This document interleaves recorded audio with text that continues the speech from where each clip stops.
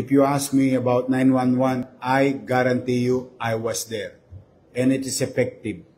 I saw it, I tested it, I simulated it personally in the Philippine National Headquarters with General Torre. I saw how it works when I randomly suggested places in the country.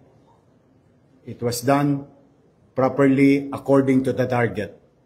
And it was done also in Manila when we simulated a distress call from a house.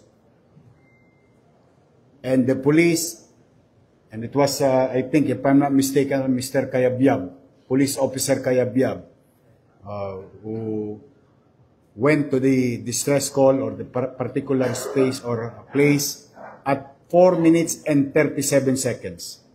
That is my experience with regard to your question, 911. So ako, I can only attest on what I have experienced and what the 911 can bring to each and every one of us in case of emergency. So it's running based on my experience.